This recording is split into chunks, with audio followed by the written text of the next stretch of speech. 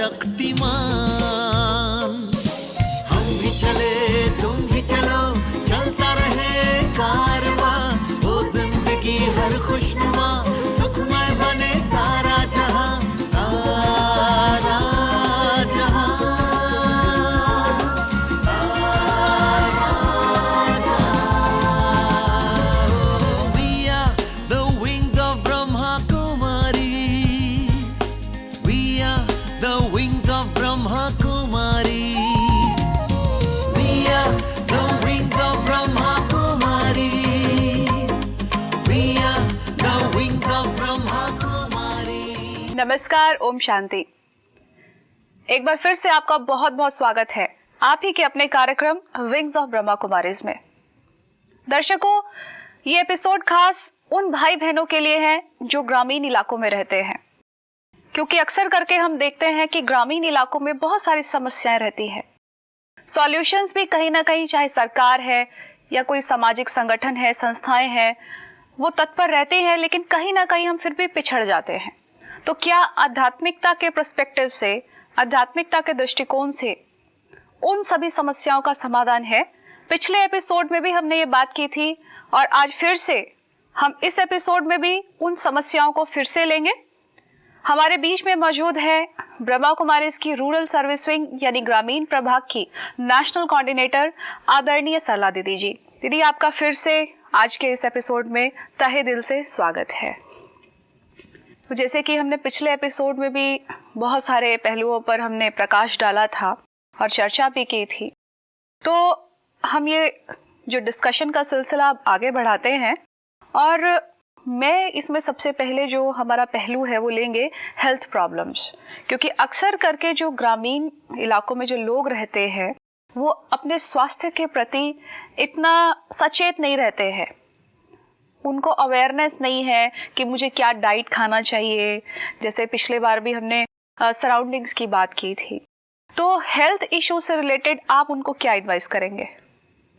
गांव के अंदर अशिक्षा होने के कारण इस चीज़ का बहुत अभाव है। हमने भी कई गांव के अंदर भारत के विभिन्न प्रांतों में जब इस प्रकार के कार्यक्रमों का आयोजन किया तो गांव में ऐसे लेक्चर्स और उनके द्वारा उन महिलाओं के अंदर जागृति, जिससे उनको ये महसूस हो कि हम अपने बच्चों को जो खुराक भोजन दे रहे हैं उसमें उनकी पोषक तत्वों की कमी है जी। तो इस प्रकार से हम स्कूल्स के प्रोफेसर्स को या कई संस्थाओं के लोगों को बुला करके लेक्चर्स का भी प्रोग्राम रखते हैं। साथ ही साथ में मेडिकल चेकअप, फ्री चेकअप कराना और जागृति उनके अंदर में आए, उनके लिए फ्री दवाइयों की व्यवस्था देना, जिससे उनके बच्चों के स्वास्थ्य में सुधार हो सके। इस प्रकार के कार्यक्रमों का आयोजन करते हैं। लेकिन विशेष महिलाओं के अंदर ये जागृति लाने के लिए कुछ महिला मंडल भी इस प्रकार के बनाए गए और उन महिलाओं को हर वीक में कोई ना कोई प्रकार के ये लेक्चर्स, प्रैक्टिकल उनके साथ में इस प्रकार का कोई कार्यक्रम का आयोजन करना, जिससे वो उस बात को महसूस करें कि हमारे बच्चों का जो विकास होना चाहिए वो नहीं हो पा रहा है, और फिर फ्री उनको फूड के इस प्रकार की दवाइयाँ भी देना।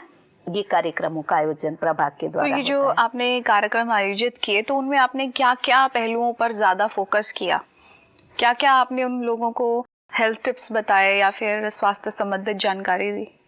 कई महिलाएं गर्भस्थ अवस्था के अंदर में जी, उनको किन किन बातों का ध्यान रखना चाहिए, स्वास्थ्य के लिए भी जागृति, और उनको जो खुराक लेना चाहिए।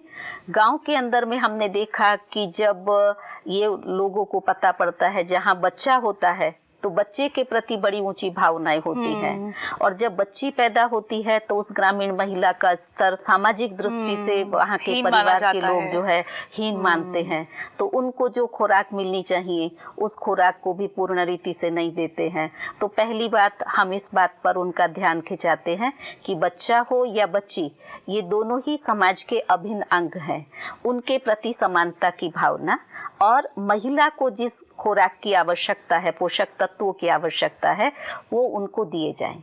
लेकिन अक्सर करके हम गांव में देखते हैं, यदि कोई घर में बीमार हो जाता है, चाहे बच्चा बीमार हो जाए, बड़ा हो जाए, तो हम लोग जो है तंत्र मंत्र की तरफ चले जाते हैं, अंधविश्वास की तरफ चले जाते हैं। वो सोचते हैं कि बच्चे की बलि दे दी तो हमारे घर की जो समस्याएं हैं वो ठीक हो जाएंगी, फलाने संबंधी की जो हेल्थ है वो ठीक हो जाएंगी। तो ऐसे में आप क्या बताना चाहेंगे कि ये तंत्र मंत्र वाला जो रास्ता है ये उचित नहीं है? ये एक ऐसा दीमक के जैसे है जी। जैसे किसी पत्ते पर दीमक लगी हो, लेकिन धीरे धीरे धीरे वो पत्ते को नष्ट कर देती है। ठीक इसी प्रकार से ग्रामीण समाज के अंदर तंत्र मंत्र जादू टोने ये धीरे धीरे उस समाज को खत्म कर रहे हैं।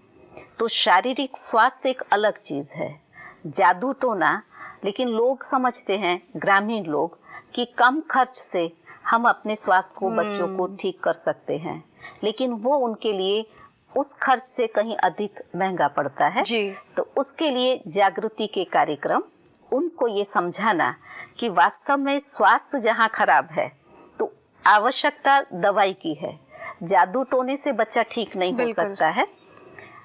मुझे याद है एक गांव के अंदर में एक माता को पैरालिसिस हुआ और उसी समय हम लोग वहां पर पहुंचे थे। तो उस गांव के लोग इकट्ठे होकर के कि हमारी इस माता के अंदर में माता जी आई है जी। घी का दिया करके बैठे हुए थे, चारों तरफ से लोग हाथ जोड़ रहे थे, माता जी कह रहे थे। अचानक हम लोगों का जाना हुआ तो देखा वो महिला तड़फ रही थी क्योंकि उसको पैरालिसिस हुआ था, उसके कारण उसकी जीभ बाहर आ गई थी जी। और जीभ से पानी निकल रहा था। तब उसके पति को सूचना दी, पति उनको लेकर के हॉस्पिटल गए। तब डॉक्टर ने बताया कि यदि इस महिला को आधा घंटा और लेट किया होता था तो उसका जीवन खतरे में है। तो वहाँ पर उसके स्वास्थ्य को बचा सके और उसके परिवार और गांव के लोगों को भी फिर बाद में समझाया कि ये माताजी भगवान इस प्रकार से नहीं आते हैं, भगवान की तो सिद्धि के लिए हम लोग उसको याद करते हैं। ये जादू टोना तंत्र मंत्र से हमारा स्वास्थ्य अच्छा नहीं होता है। तो कहीं ना कहीं शायद हमें वो जो पुरानी जो कुरीतियां हैं उनको हमें छोड़ना पड़ेगा। और कुरीतियों से मुझे याद आता है कि गांव में अक्सर करके कुरीतियां बड़ी रहती हैं, ऐसी प्रथाएं हैं जो आज तक प्रचलित है। हम टीवी में भी देखते हैं, सुनते भी हैं, अखबारों में देखते हैं कि ऐसी ऐसी कुरीतियां हैं। पता लगता है कि घर में बच्चे का ऐसा शोषण कर दिया या बहू का ऐसा कुछ कर दिया, तो कितना उन आत्माओं को भी कितना झेलना पड़ता है, उन व्यक्तियों को, महिलाओं को कितना झेलना पड़ता है। तो ऐसे में आप क्या हमारे ग्रामीण इलाकों वाले लोग जो है उनको क्या सजेस्ट करेंगे कि कुरीतियां जो है, प्रथाएं हैं, इनको छोड़े और अपनी मानसिकता सोच में वो परिवर्तन लेकर आए? मानसिक सोच के लिए महिला जो समाज की एक धुरी है जी। और सचमुच जब हम ग्रामीण महिला शब्द कहते हैं तो हमारे मानस पटल पर एक इतनी सुंदर स्मृति उभर आती है कि महिला केवल जन्मदात्री नहीं है, लेकिन वो जीवनदात्री भी है और अन्नदात्री भी है जी। वो घर की महिला एक धुरी है, परंतु ग्रामीण महिला वो समाज की धुरी है। एक कवि की कुछ पंक्तियां याद आती हैं। उसने महिला के लिए ये कहा है कि पता नहीं भगवान ने कितनी फुर्सत से इसको बनाया होगा, इस अनोखी मिट्टी को वो कहाँ से लाया होगा, इतनी सुंदर प्रभु की ये आकृति, परंतु ग्रामीण परिवेश में इन कुरीतियों में फंसकर अपने उत्तरदायित्व को वो भूल गई है। तो जब हम उनके बारे में उनको जागृत करते हैं कि वास्तव में तुम तो एक देवी हो, तुम एक शक्ति हो, न कि तुम इन जादू टोनों के वश होकर के अपने परिवार को नष्ट कर रही हो। तो आंतरिक जागृति के साथ साथ में और परिवर्तन उनमें आता जाता है। फिर आध्यात्मिकता के आधार पर उनको ये समझाया जाता है, विज्ञान के जो वर्तमान समय साधन है उन सब के आधार से भी उनको बताया जाता है। तो काफी चेंजेस आए जी। जैसे हम जातिवाद की भी बात करते हैं और कास्टिज्म की बात करते हैं, ये चीज बहुत देखने में आती है कि मैं फलानी जाति का हूँ, तुम इस जाति के हो, तो वो उसके प्रति जो नजरिया है वो हीन भावना का होता है, हीन दृष्टि का होता है। तो ऐसे में आप क्या बताएंगे कि कैसे हम ये सोच में परिवर्तन लेकर आए? उनको हम बताते हैं कि ये जो भी देह के धर्म है ये विनाशी धर्म है। हम एक चैतन्य शक्ति, अजर अमर अविनाशी आत्मा है। आत्मा का स्वधर्म शांति और पवित्रता है। एक पिता की संतान है। भले आज दिन तक हम कहते आए हिंदू मुस्लिम सिख ईसाई आपस में सब भाई भाई, लेकिन वो भाईचारा हमारे अंदर नहीं आया। जी। उसका मूल कारण रहा कि हमने अपने आप को नहीं पहचाना, सिर्फ कहा। जब हम अपने इस स्वरूप को पहचानते हैं कि मैं आत्मा भाई हूँ, ये हमारा परिवार है, तब उनके अंदर में परिवर्तन आता है। जी, जैसे जातिवाद और धर्मवाद की भी जैसे हमने बात की है, और एक बहुत इम्पॉर्टेंट पहलू है वो है एडिक्शन। गांव में अक्सर करके जो लोग हैं तंबाकू, हुक्का, सिगरेट, शराब, बहुत सारे व्यसनों से वो ग्रस्त हैं, और इसी वजह से उनके घर में लड़ाई झगड़ा, मारपीट, घर में तनाव का वातावरण, बच्चों पर असर। तो आप एडिक्शन से संबंधित क्या बताना चाहेंगे कि क्यों ये इतना हार्मफुल है, इसको छोड़ना बहुत ज़रूरी है, अत्यंत आवश्यक है? वर्तमान जीवन में जब व्यक्ति समस्याओं से घिर जाता है, तब अपने आप को समस्या से मुक्त करने के लिए इन चीज़ों का आधार लेता है, और उनका आधार लेकर के वो समझता है कि मेरी समस्या हल होगी या मेरे जीवन में शांति आएगी। लेकिन दिन प्रतिदिन व्यक्ति नीचे उतरता जाता है। इसका समाधान हम उनको व्यसनों से जो हमें हमारे शारीरिक स्वास्थ्य को नुकसान हो रहा है उसके बारे में, चाहे वो प्रोजेक्टर शो के माध्यम से, लेक्चर्स के माध्यम से, कई बार हम लोग डॉक्टर्स को बुला करके भी उन लोगों को समझाते हैं, उनके अंदर अवेयरनेस आती है। और जब महसूस करते हैं कि इन परिवारों के अंदर व्यसनों के कारण जो एक सुखी समृद्ध परिवार था, जब शराब, बीड़ी, सिगरेट उस परिवार के अंदर प्रवेश हुए, बच्चों का चरित्र भी बिगड़ गया, परिवार की आर्थिक जो स्थिति थी वो भी खराब हो गई। तो उसका मूल कारण रहा व्यसन। और इन व्यसनों से मुक्ति का जो आधार है वो राजयोग है। आप इस आधार से अपने जीवन में सुख और शांति का अनुभव करें, और जब वो उस राजयोग को अपनाते हैं तब धीरे धीरे व्यसनों से मुक्त होकर के सच्चे सुख और शांति का जीवन में अनुभव करते हैं, तनाव से मुक्त होते हैं। क्योंकि तनाव का मूल कारण कहाँ तो आर्थिक या पारिवारिक समस्याएं हैं। उन समस्याओं का समाधान व्यसन नहीं है, उन समस्याओं का समाधान है व्यक्ति के विचारों में परिवर्तन आना, एक दो को समझना, और समझ करके समानता से उसके ऊपर में कोई ना कोई निर्णय लेना। तो आध्यात्मिकता से ये मूल्य जागृत होते हैं और पारिवारिक समस्याओं का समाधान भी सहज रीति से कर पाते हैं। मुझे एक गांव का नज़ारा भी याद आता है। हम जब भी कहीं जा रहे होते हैं, बसेस में जाते हैं, तो हम देखते हैं कि पेड़ों के नीचे हमारा जो पुरुष समाज है वो हुक्का पी रहा होता है, और घर की महिलाएं जो है वो काम कर रही होती हैं, खेतों में जाती है, सब कुछ करती हैं। और जब हम कभी उनसे बात भी करते हैं तो कंप्लेंट करती हैं कि इनको तो कोई काम है नहीं, बस ये पूरा दिन सुबह से शाम तक हुक्का पीना है या जुआ खेलना है।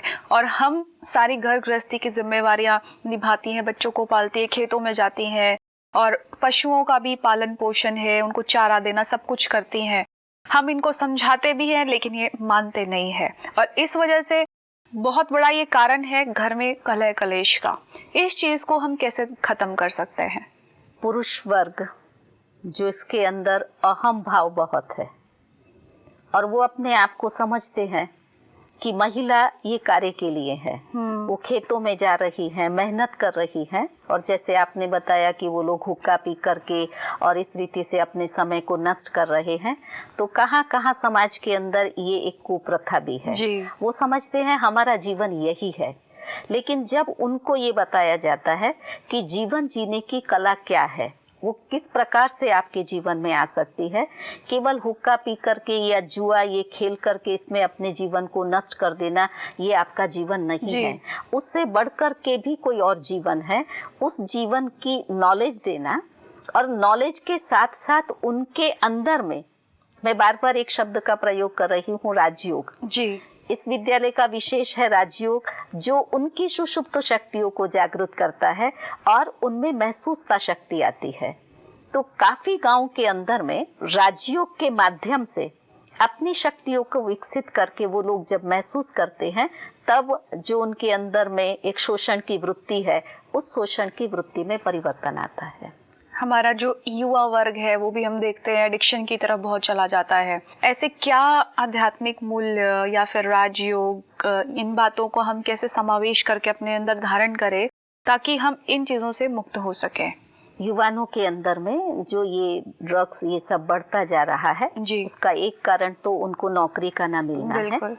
हम ऐसे वर्ग को एकत्रित करके उनको कुछ ना कुछ क्रिएटिव वर्क देते हैं।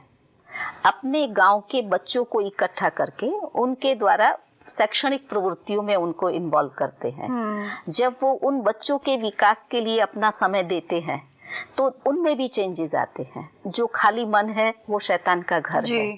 तो क्रिएटिविटी, और उस क्रिएटिविटी के साथ साथ में उनको अपने परिवार के लिए एक आर्थिक स्थिति के साधन क्या क्या हो सकते हैं, और इन व्यसनों से न केवल आपके शारीरिक स्वास्थ्य को कोई नुकसान है पर साथ साथ आपका सारा परिवार दुखी और अशांत होता है, उसके प्रति भी उनको अवेयर करते हैं, जिससे वो लोग चेंज लाते हैं। कई जो लोग हैं वो सोचते हैं कि एडिक्शन का एक कारण वो ये कहते हैं कि हमारे पास तो बहुत प्रॉपर्टी है, हम लोग बहुत रिच है, हमें कमाने की ज़रूरत नहीं है, कुछ भी ज़रूरत नहीं है, और अक्सर करके वो एडिक्शन को ये सोचते हैं कि ये तो हमारे घर की परंपरा है, इसको हम फॉलो कर रहे हैं, हमारे दादाजी परदादाजी वो सब भी पीते थे तो हम भी पी रहे हैं, तो हमने क्या गलत किया है, ऐसे ऐसे वो कहते हैं। और हमारे पास तो इतना प्रॉपर्टी है, उनका उनको हेम रहता है, रिच है, तो इन चीज़ों को इतना वैल्यू नहीं करते हैं। आप क्या कहेंगे? ये उनकी एक मानसिकता है जो कि पहले समय से ऐसा चला आ रहा है, इसलिए वो लोग उसी चीज को अपना रहे हैं। लेकिन हमने देखा है यदि वर्तमान समय जो हमारा शिक्षित युवा है उन लोगों को इस बात के लिए जागरूक किया जाए तो समझते हैं कि इससे हमारे समाज को नुकसान हो रहा है। भले हम रिच हैं जी, उसी संपत्ति को गांव के विकास के कार्य में, महिलाओं के विकास के कार्य में अगर वो लगाएं तो उनका गांव और ही सुखी समृद्ध हो सकता है। आज गांव में उनका परिवार सुखी और समृद्ध है, लेकिन इसी संपत्ति का यदि यथार्थ रीति से वो लोग उपयोग करें तो गांव सुखी समृद्ध हो सकता है। गांव उनका परिवार है, ये भावना उनके अंदर में जागृत की जाती है। देखिए जैसे आपने स्कीम्स की भी बात की थी पिछले एपिसोड में, तो मुझे याद आ रहा है कि अक्सर करके स्कीम्स तो बहुत गवर्नमेंट बनाती है, योजनाएं बनाती है, लेकिन कहीं तक ये योजनाएं जो है प्रैक्टिकल इम्प्लीमेंटेशन में पिछड़ जाती हैं, पेपर वर्क तक ही वो बात रह जाती है। ये जो डिफरेंस आता है इसको हम कैसे रिमूव कर सकते हैं? इसको खत्म करने के लिए हम लोग ये प्रयास करते हैं कि गांव के संपूर्ण विकास के लिए एक है हमारे सरकारी अधिकारी जिनके पास सरकार की योजनाएं आती हैं जी। उस योजना को उनको गांव के अंदर में क्रियान्वित करना है। हम जहां तक कई अधिकारियों के साथ में मिले हैं विभिन्न प्रांतों के अंतर्गत, तो उन लोगों का कहना ये है कि गांव के लोग हमको इसमें सहयोग नहीं देते हैं। हमको भी कहा कि आप लोग ये स्कीम है ले जा करके करवाइए। तो ये जो आध्यात्मिकता है वो एक ब्रिज का काम करता है सरकार और गांव के बीच में। जब हम उस ब्रिज का काम करते हैं तो जो उनकी योजनाएं हैं उनके द्वारा गांव तक पहुंचाते हैं। और दूसरा हमने ये भी देखा कि गांव के लोगों का आध्यात्मिक लोग होने के कारण हम लोगों में विश्वास है, और उस विश्वास के कारण से उस बात को वो जल्दी स्वीकार करते हैं, मानते हैं कि नहीं ये हो सकता है हमारे गांव के अंदर में। जैसे कुछ एक गांव के अंदर पानी के पीने की का अभाव था, तो सरकार की उस समय पर एक स्कीम थी 80-20 जी। 80% सरकार का सहयोग था, 20% गांव का सहयोग था, लेकिन वो लोग केवल 20% उनको गांव से फंड इकट्ठा करना था तो भी नहीं कर पाते थे क्योंकि गांव के लोगों में उनका विश्वास नहीं था जी। तब ब्रह्मा कुमारीज के जो ब्रपाह के भाई बहने थे उन लोगों ने एक ब्रिज का काम किया और कहा कि आप हमको ये फंड देंगे, हम आपके गांव के अंदर में इसकी व्यवस्था करेंगे। और उन लोगों ने बहुत अच्छी रीति से सहयोग दिया और उस पानी की व्यवस्था को हम कई गांव के अंदर में क्रियान्वित कर सके। तो मेरा कहने का तात्पर्य ये था कि जो नहीं हो पा रहा है उनका अब सरकार को उनको रिपोर्ट तो देना है, इसलिए उनका जो है ऑन पेपर है जी, और हम लोग प्रैक्टिकल हैं। इसी रीति से एक वर्ष था साक्षरता वर्ष, तो एक गुजरात गवर्नमेंट की स्कीम थी, उनको किट्स तैयार किए गए, गांव-गांव के अंदर दिए गए और बड़े अच्छे पेपर वर्क किया गया कि इस गांव के अंदर में इतने लोग साक्षर हुए हैं। जब हम लोगों ने वहां जाकर के देखा, ना उस नाम का व्यक्ति था, ना कोई साक्षर था। लेकिन उन लोगों को जब पढ़ाया गया और ये बात समझाई गई, क्योंकि पढ़ते नहीं थे, उसका मूल कारण था कि बिना पढ़े भी हम लोगों को खेती करनी है, भैंसों को चराना है, तो पढ़ाई पढ़ करके इस एज में हम क्या करेंगे। तब उनको बताया गया कि केवल खेती और भैंस चराने से आप मुक्त होंगे, इसलिए शिक्षा नहीं है जी। शिक्षा का तो बहुत महत्व है। और उन लोगों को शिक्षा के क्लासेस हम बहनों ने और भाइयों ने चलाए, उनको अक्षर ज्ञान दिया जी और प्रैक्टिकल वर्क किया। तो वो ऑन पेपर था, इन्होंने प्रैक्टिकल किया। जी, ये जो जितनी भी आपने हमें बातें बताई हैं, समस्या और उनका समाधान एक गांव में, तो क्या आपने ये भी बताया कि कैसे कैसे आप लोगों ने एफर्ट्स किए, योजनाएं जो है उनको इम्प्लीमेंट कराने में आपने सहयोग दिया, ये सब बातें। तो क्या एक ऐसा कहीं ना कहीं आपने कोई ऐसा आदर्श गांव का जो है सैंपल है वो प्रस्तुत किया कहीं पर? हमने कई स्थानों पर गांव को अडॉप्ट किया है। महाराष्ट्र में भी कई गांव अडॉप्ट किए हैं जी, गुजरात भी है, अन्य और कोई प्रांतों में भी किए हैं। मैं आपको गुजरात के एक गांव का एग्जाम्पल देना चाहूँगी। सबसे पहले जब हम उस गांव में गए तो वहाँ के सरपंच और जो अग्रगण्य व्यक्ति थे, उनके साथ हमने संपर्क किया जी, कि हम आपके गांव को अडॉप्ट करके इसको स्वच्छ, स्वस्थ, साक्षर और स्वनिर्भर बनाना चाहते हैं। इसमें हमको आपका सहयोग चाहिए। और वहाँ के 11 लोगों की एक कमेटी बनाई जी, और उस कमेटी के साथ में हमने चर्चा की और उसके पश्चात सरकार की भी कई योजनाएं थी, जिन योजनाओं को हमने वहाँ क्रियान्वित किया। तो गांव का सर्वे करने पर हमने देखा कि उस गांव को कई चीज़ों की आवश्यकता थी, जैसे पेयजल, सड़क और पानी के लिए अंडरग्राउंड ओवरहेड टैंक, पुस्तकालय नहीं था, दूध मंडली की व्यवस्था नहीं थी, महिला मंडल, युवक मंडल, ऐसे हमने कुछ पॉइंट्स सर्वे करके वहाँ निकाले और उन गांव के अंदर में फिर इन एक्टिविटीज़ को किया, जिसमें गांव का बहुत ही सुंदर हमको सहयोग मिला। और गांव के अंदर में जो कुरीतियाँ थी, उन कुरीतियों को निकालने में भी हम लोग सफल हुए। जैसे एक बारी उस गांव के अंदर में मंदिर के अंदर प्रतिष्ठा महोत्सव था, सारे लोगों को इकट्ठा किया, भोजन ये वो, और उसी समय पर बीच में उन्होंने 1 घंटे के लिए ये आध्यात्मिक प्रवचन का कार्यक्रम रखा जी। तब लोगों ने इस बात को महसूस किया कि ये हम व्यर्थ का खर्च कर रहे हैं, खाना खिलाना, समय वेस्ट करना। इसकी जगह अगर वैल्यूज की हमको शिक्षा दी जाए तो हमारा गांव आगे जा सकता है। दूसरा, समूह लग्न उसको बोलते हैं, एक साथ में कई लोगों का मैरिज करते हैं। वहाँ उस गांव के अंदर में उस समय पर समूह लग्न का एक कार्यक्रम था, एक था शेड्यूल कास्ट में और एक था अपर कास्ट में। जी। हमने दोनों जगह पर उनको ये कहा कि आपको जो दहेज दिया जाएगा उसके अंदर में सोने की चेन होगी, जी। रिंग होगी, कान की बूटी होगी, जी। लेकिन परमात्मा पिता आपको वो दहेज देते हैं जो ये चेन अगर गुम हो जाएगी तो आप बेचैन हो सकते हो। जी, बिल्कुल। वो आपको सहनशीलता का गहना देते हैं। उस सहनशीलता को आप धारण करके अपने ससुराल में जाएंगे तो कोई कितना भी क्रोध करे, लेकिन आप बड़ा शांति से उसको सहन करेंगी तो ये आपके जीवन में निखार लाएगा। ये सच्चा गहना है। तो परमात्मा की तरफ से हम आपको ये गहने मधुरता का, सहनशीलता का, हर्षित मुक्ता का ये गहने उपहार में देते हैं। और सचमुच उस गांव के लोगों ने इस बात को बहुत अप्रिशिएट किया और कहा कि हमने आज दिन तक ऐसा कार्यक्रम नहीं देखा, हमारी बेटियों को इसी चीज़ की आवश्यकता है जो उनके जीवन को सुखी और समृद्ध बना सकती है। तो गांव एडॉप्ट में इस प्रकार के कार्यक्रम भी किए हैं और फिर खेती के प्रति लोगों को जागरूक किया। आंवले की खेती वो उनसे कराई, फिर इफ्को को बुला करके किस प्रकार से अचार बनाना, जी, मुरब्बा बनाना, इन सब चीज़ों की उन महिलाओं को ट्रेनिंग दी। फिर उनके सिलाई, कढ़ाई, इस प्रकार से तो महिला वर्ग की एक आर्थिक उन्नति के लिए कई सारे कार्य किए और आज वो गांव बहुत सुंदर। सबसे पहले हमने स्वच्छता अभियान वहाँ किए हैं, सारा गांव स्वच्छ है, परिवार घर भी बहुत स्वच्छ हैं, महिलाएं अपने बच्चों को स्वच्छ रखती हैं। स्कूल्स में भी प्रोग्राम किए, बच्चों को नाखून काटना, जो थैला लेकर के आते अपना बैग, स्कूल बैग, उसको किस ढंग से रखना, ऐसी छोटी छोटी बातें सिखा करके आज वो गांव बहुत ही सुंदर एक आदर्श गांव के रूप में कई लोग उसकी मुलाकात के लिए भी आते हैं। ये तो आपके जो एफर्ट्स है वाकई में ही बहुत काबिले तारीफ है, और मुझे उम्मीद है जो भी इस एपिसोड को आज देख रहे हैं वो कहीं ना कहीं इस चीज़ को इम्प्लीमेंट करेंगे अपनी लाइफ में। और मुश्किल नहीं है कुछ भी यदि इंसान ठान ले तो आज जो आपने जो बातें बताई हैं और जो चर्चा की है उसके लिए मैं आपका एक बार फिर से तहे दिल से शुक्रिया अदा करती हूँ। ओम शांति।